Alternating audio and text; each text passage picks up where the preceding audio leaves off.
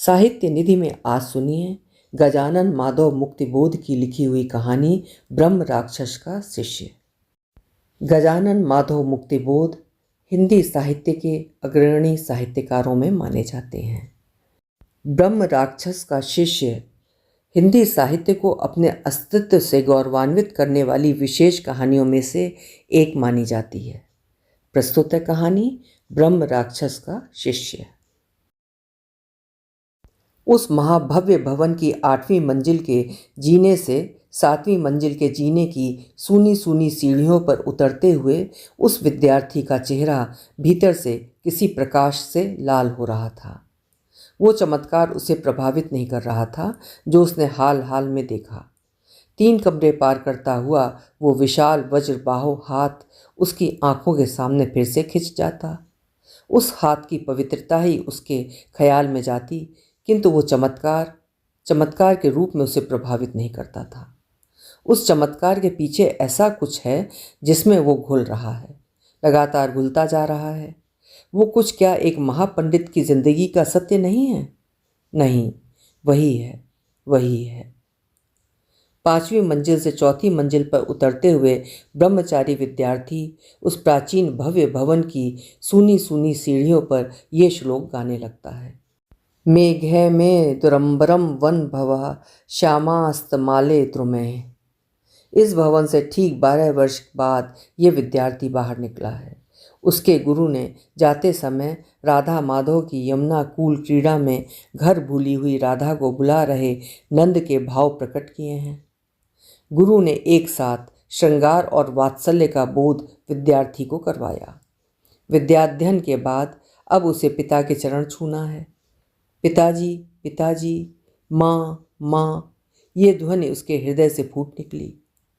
किंतु ज्यों-ज्यों वो छंद सूने भवन में गूंजता घूमता गया, त्यों-त्यों विद्यार्थी के हृदय में अपने गुरु की तस्वीर और भी तीव्रता से चमकने लगी। भाग्यवान है वो जिसे ऐसा गुरु मिले। जब वो चिड़ियों के घोंसलों और बर्रों के छत्तों भरे सूने ऊंचे सिंहद्वार से बाहर निकला तो एकाएक राह से गुजरते हुए लोग भूत भूत कहकर भाग खड़े हुए। आज तक उस भवन में कोई नहीं गया था। लोगों की धारणा थी कि वहाँ एक ब्रह्म राक्षस रहता है। 12 साल और कुछ दिन पहले की बात है। सड़क पर दोपहर के 2 बजे एक देहाती लड़का भूखा प्यासा अपने सूखे होठों पर जीभ फेरता हुआ उसी बगल वाले ऊंचे सेमल के वृक्ष के नीचे बैठा हुआ था। हवा के झोंकों से फूलों के फलों का रेशमी कपास हवा में तैरता हुआ दूर दूर तक और इधर उधर बिखर रहा था। उसके माथे पर फिक्रें गुथ बिथ रही थीं। उसने पास में पड़ी हुई एक मोटी ईंट सिरहाने रखी और पेड़ तले लेट गया। धीरे धीरे उसकी विचार मग्नता को तोड़ते हुए कान के पास उसे कुछ फुसफुसाहट सुनाई दी। उसने ध्यान से सुनने की कोशिश की। वे कौन थे? उनमें से एक कह रहा था, अरे वो भट्ट नितांत मूर्ख है और दंभी भी।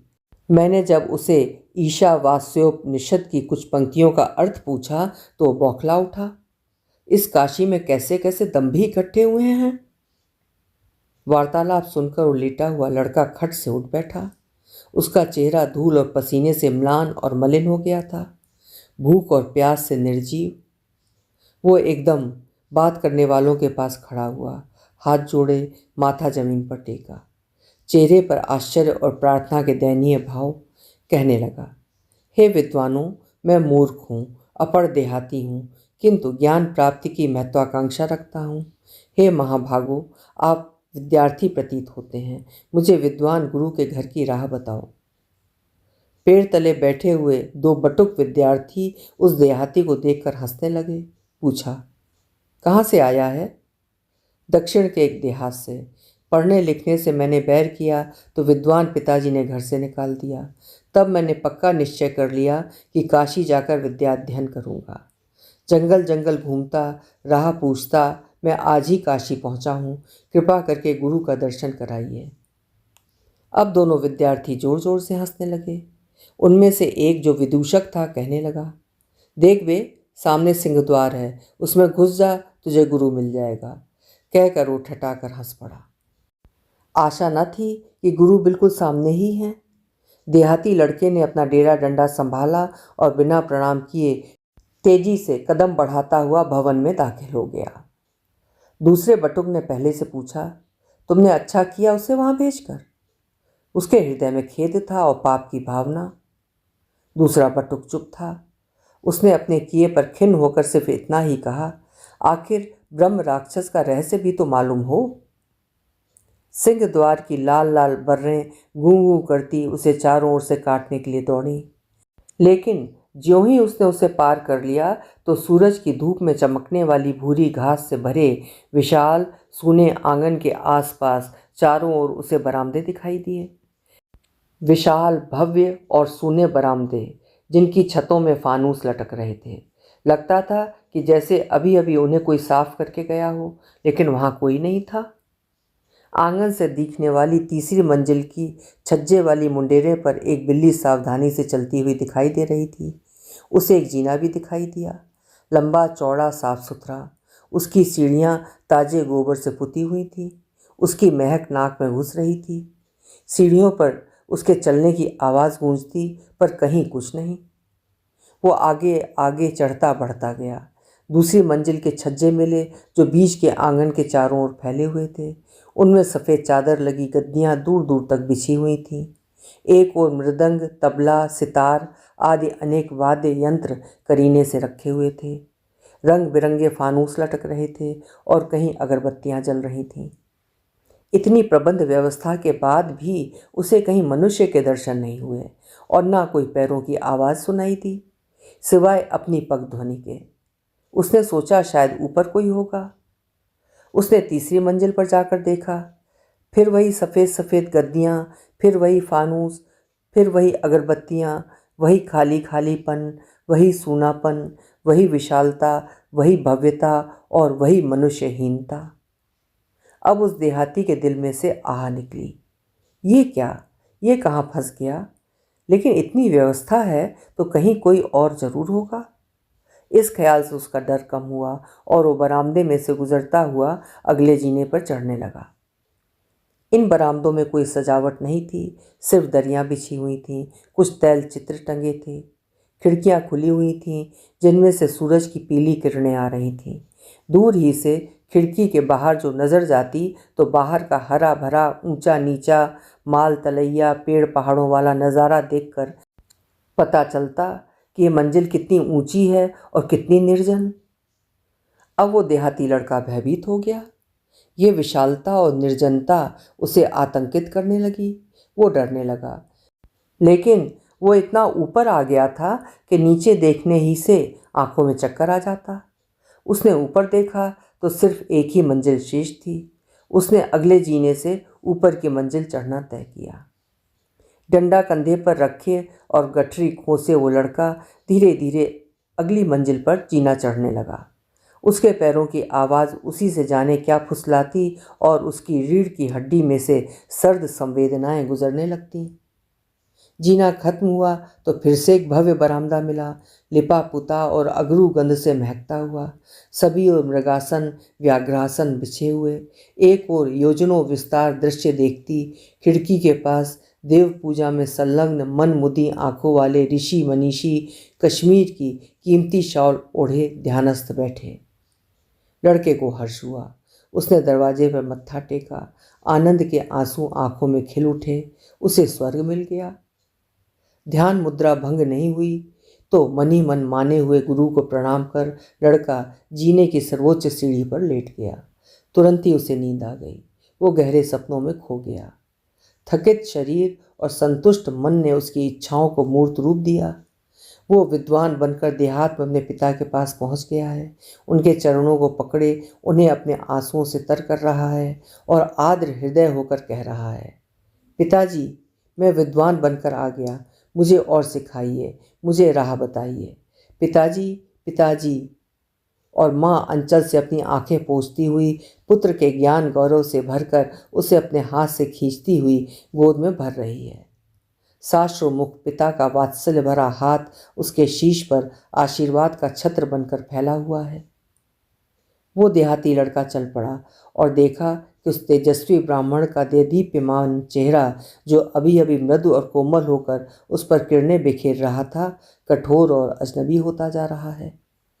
ब्राह्मण ने कठोर होकर कहा, तुमने यहाँ आने का कैसे साहस किया? यहाँ कैसे आए? लड़के ने मत्था टेका। भगवान, मैं मूढ़ हूँ, निरक्षर हूँ, ज्ञानार्जन करने के लिए आया हूँ। ब्राह्मण कुछ हंसा।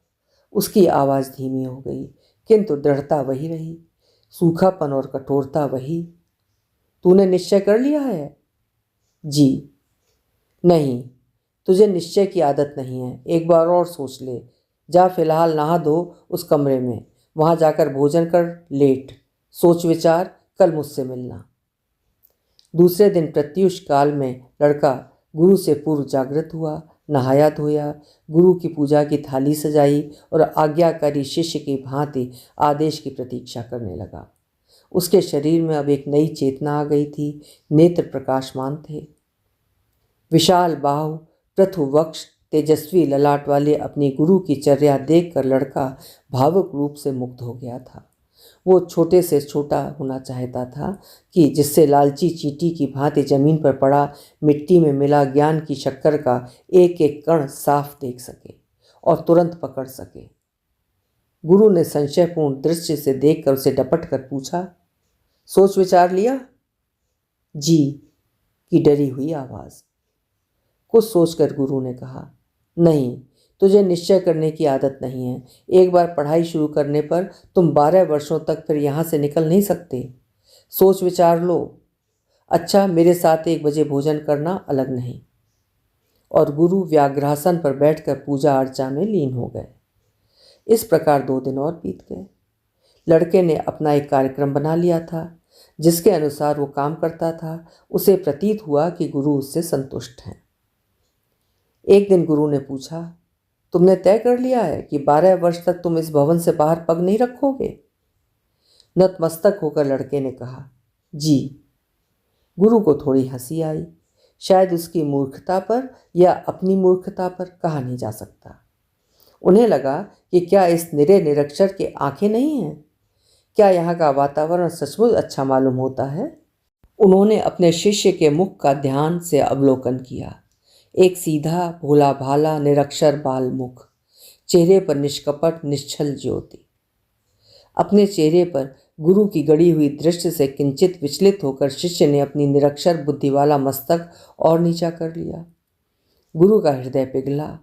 उन्होंने दिल दहलाने वाली आवाज़ से, जो काफ़ी धीमी थी, कहा, देख, 12 वर्ष के भीतर तू वेद, संगीत, शास्त्र, पुराण, आयुर्वेद, साहित्य, गणित आदि आदि समस्त शास्त्र और कलाओं में पारंगत हो जाएगा।